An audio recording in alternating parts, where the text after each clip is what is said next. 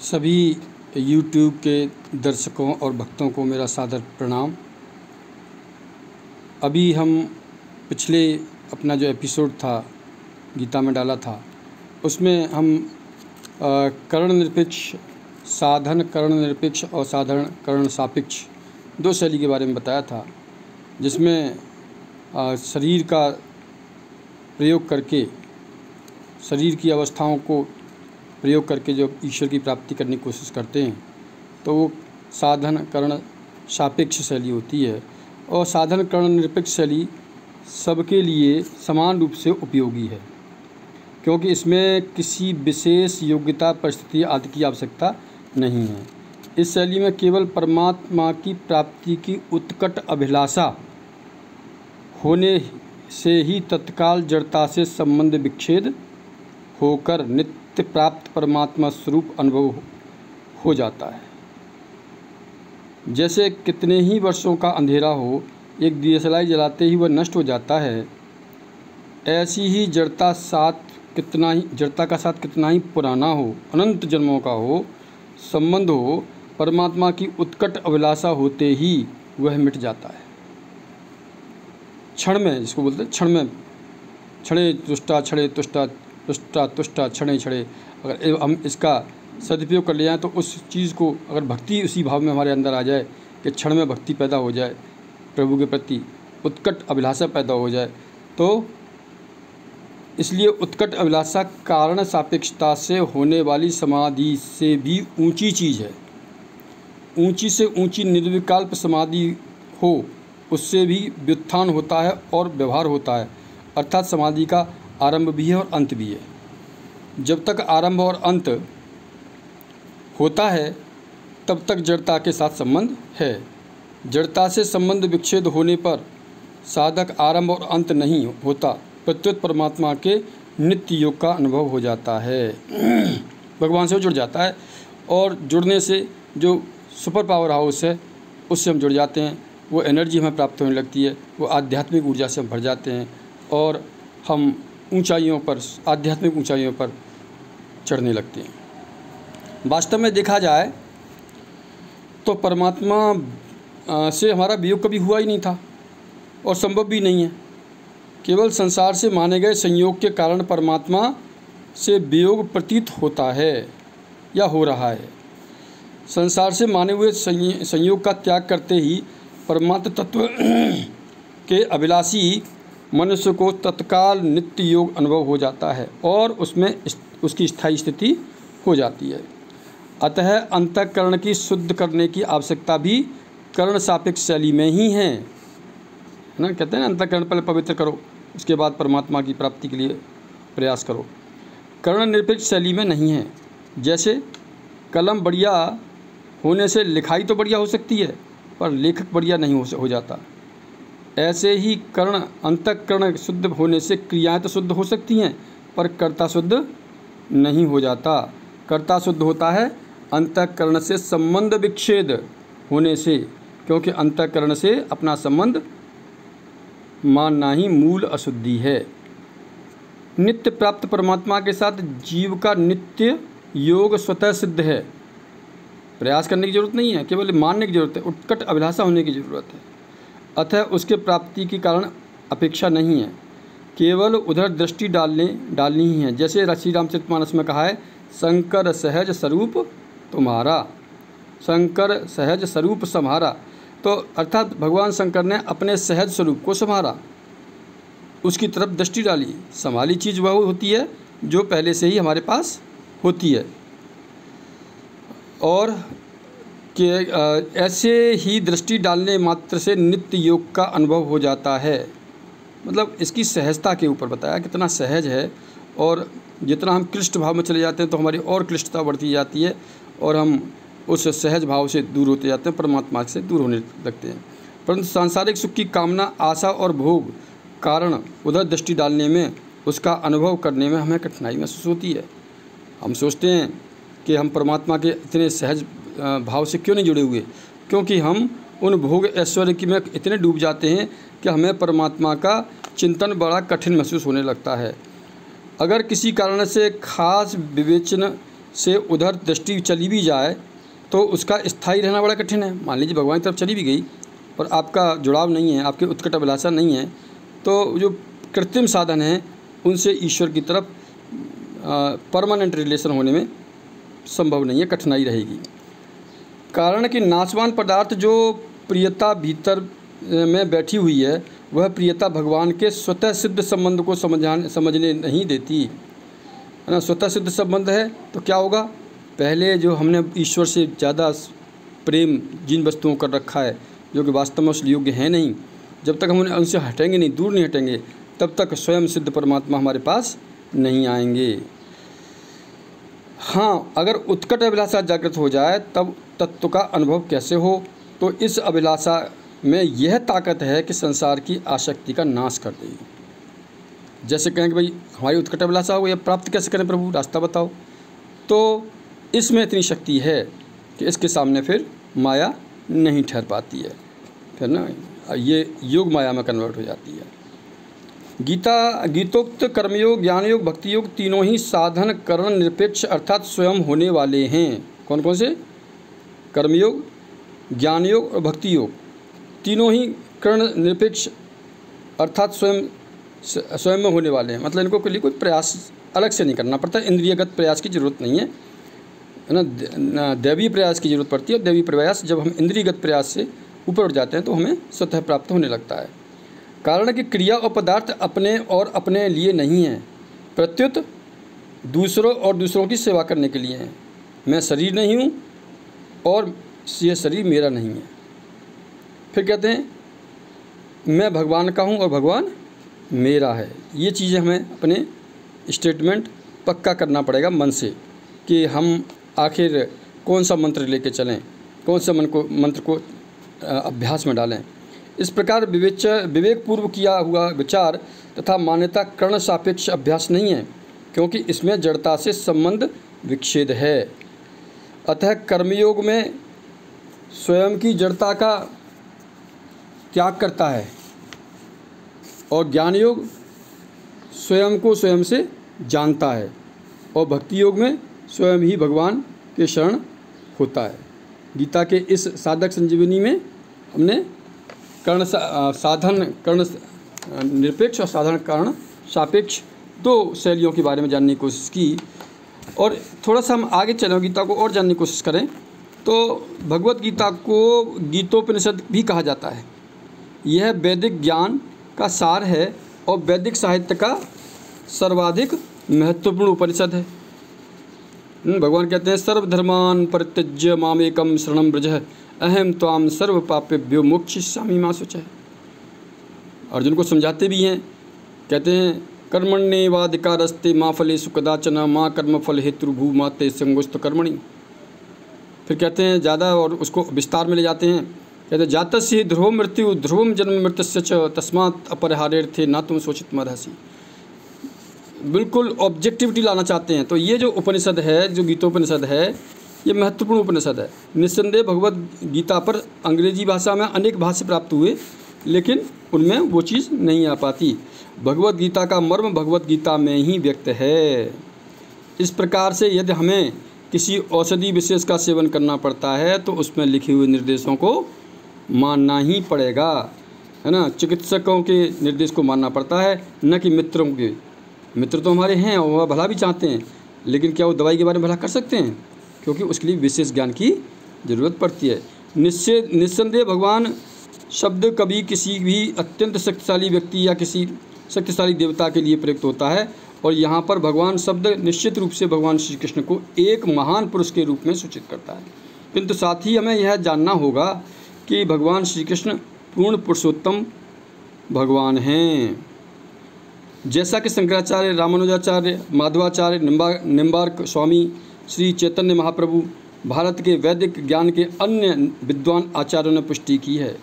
भगवान ने भी स्वयं भगवत गीता में अपने को परम पुरुषोत्तम भगवान कहा है, और ब्रह्म संहिता में तथा अन्य पुराणों में विशेषतया श्रीमद् भागवतम में जो भागवत पुराण के नाम से विख्यात है, वे इसी रूप में स्वीकार किए गए हैं। कृष्णास्तु भगवान स्वयं। अतएव भगवत गीता में हमें भगवान ने जैसा बताया वैसे ही स्वीकार करना चाहिए, है ना।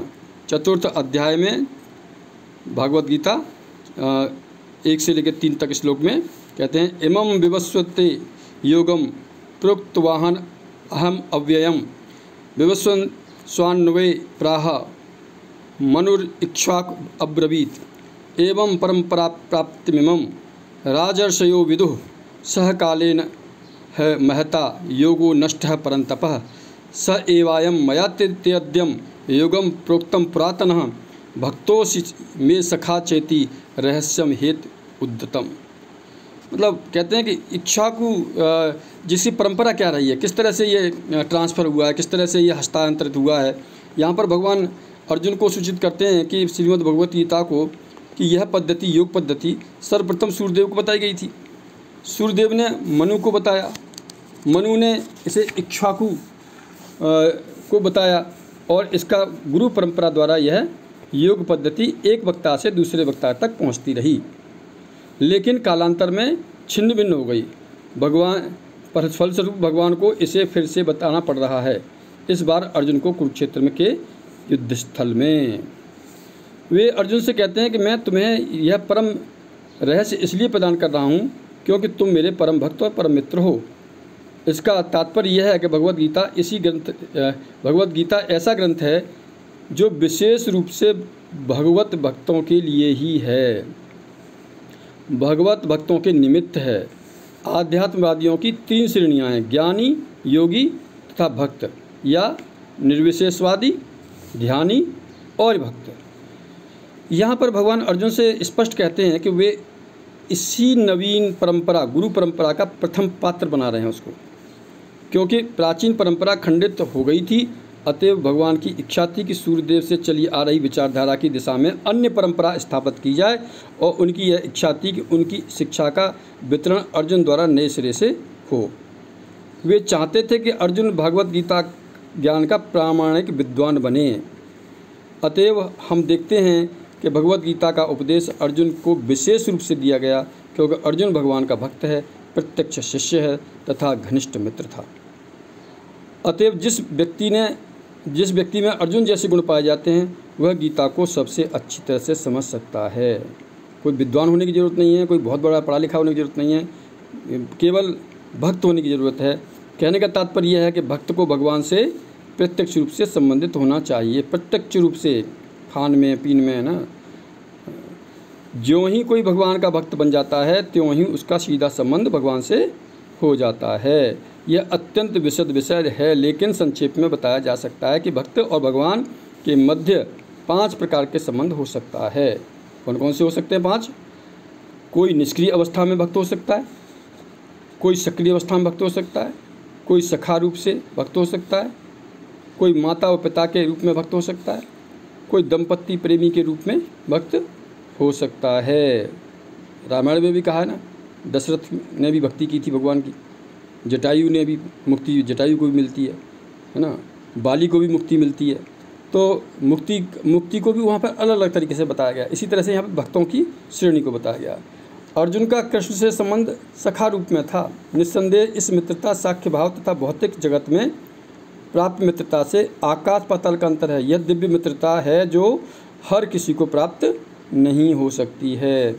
निस्संदेह इस प्रत्येक व्यक्ति का भगवान से सीधा संबंध होता है और यह संबंध भक्ति की पूर्णता से ही जागृत होता है ना। संबंध के मामले में तो यहाँ क्लियर बता दिया, साफ बताया कि इसमें तो कोई संदेह नहीं है कि हम परमात्मा से सीधे जुड़े हुए हैं, लेकिन जो उसका माध्यम है भक्ति, जैसे ही वो प्रकट होता है वह संबंध फिर अगाढ़ हो जाता है, उसको टूटने का मतलब है ही नहीं।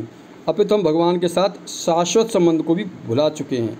लाखों करोड़ों जीवों में से भी प्रत्येक जीव को भगवान के साथ नित्य विशिष्ट संबंध है। कितना अद्भुत अलौकिक है कि लाखों करोड़ों जीव हैं, सबसे भगवान का संबंध है ना। इसको ये सत्य है ना, मानने से ही भगवत गीता का ज्ञान अंदर घुसने लगेगा।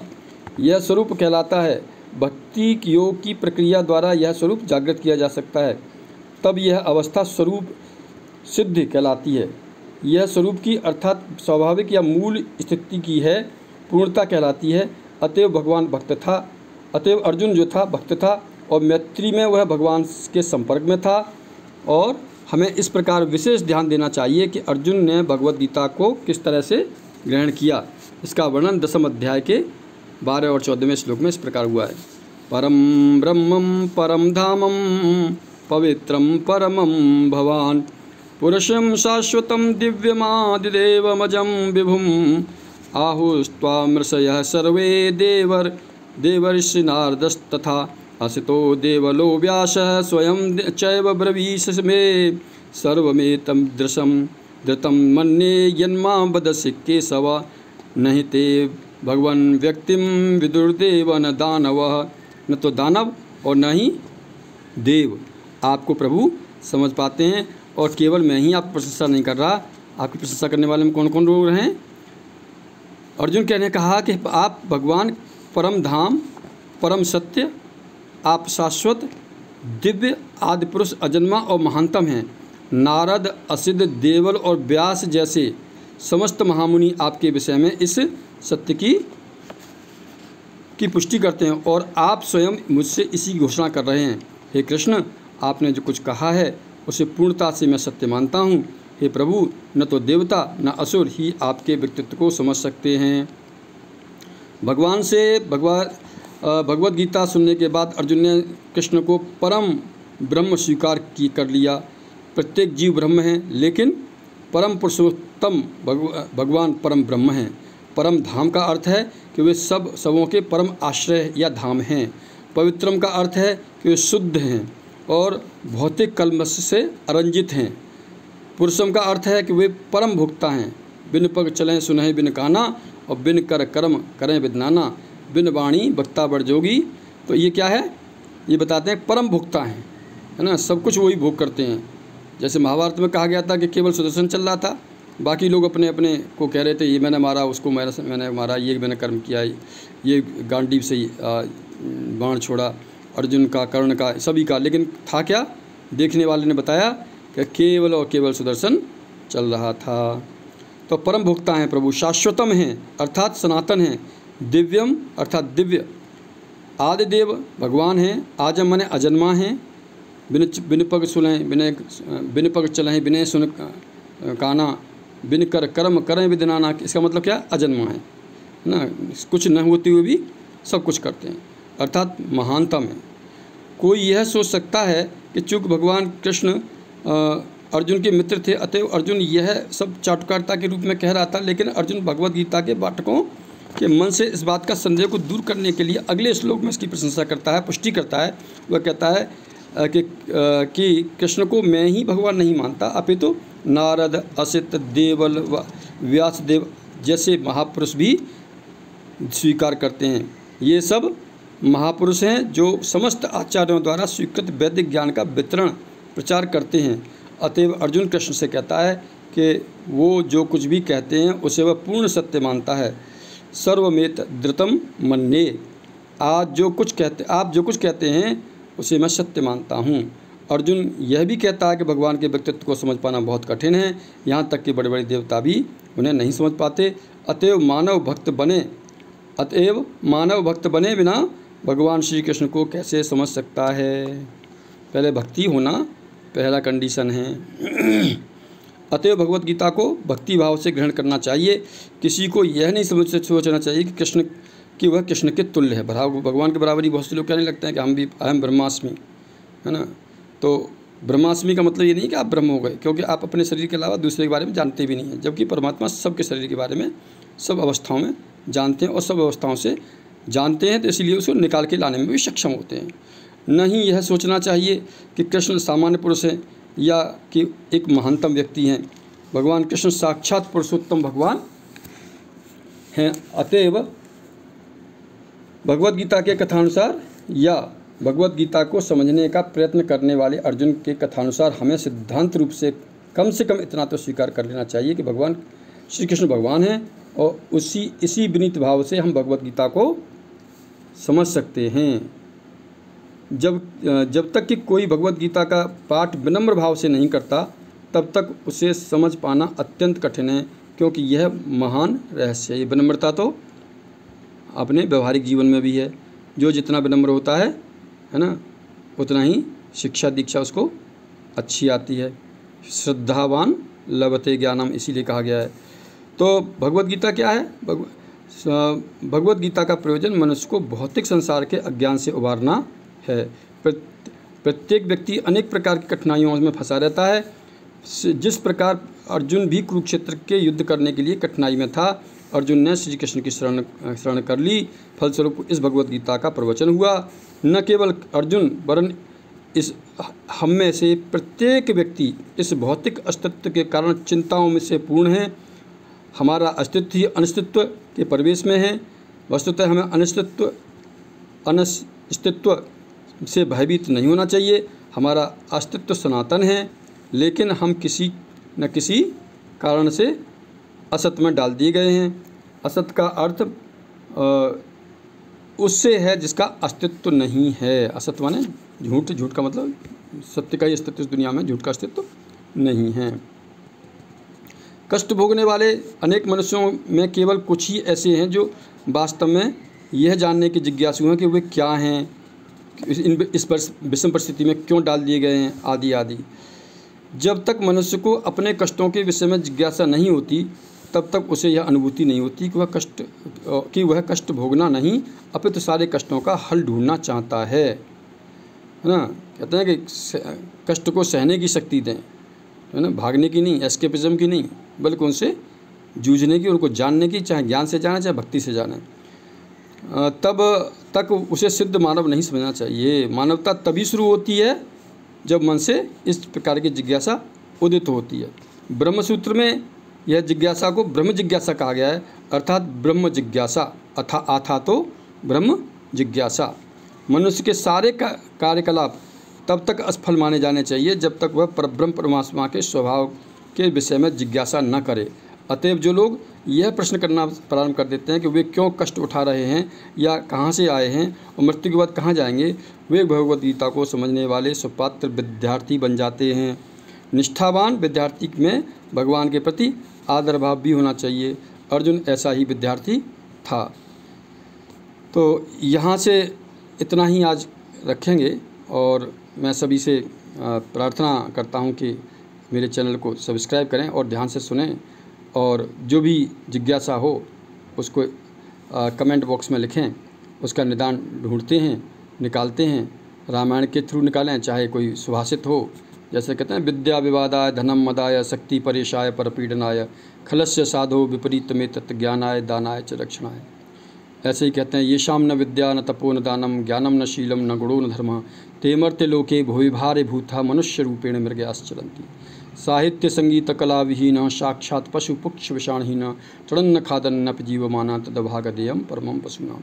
तो वो जो साहित्य संगीत कला जो है, जो भगवान ने 9 भक्ति बताई हैं, गीता में भी 9 भक्ति बताई हैं, और गोस्वामी तुलसीदास जी ने भी नवदा भक्ति कही है। प्रथम भगत संतन कर संगा, दूसरे रत्नम कथा प्रसंगा। तो इन 9 भक्तियों के हमें एक दिन तुलनात्मक अध्ययन करेंगे कि गीता में किस तरह से बताया है और रामायण में रामचरितमानस में किस तरह से बताया है। और आपसे विनम्र निवेदन है कि मेरे इस चैनल को सब्सक्राइब करें, जिससे मैं आगे आपके ज्ञान की वृद्धि करता रहूं, आप मेरे लिए उस ऊर्जा से भरते रहें, ऐसी मेरी आपसे करबद्ध प्रार्थना है। सभी को बहुत बहुत धन्यवाद। सभी दीर्घायु हों और सभी ज्ञान से परिपूर्ण हों, है ना, क्योंकि ज्ञान की परिपूर्णता ही कष्टों से हटाती है, निवारण करती है। ये हम सब जानते हैं। सभी को सादर नमस्ते।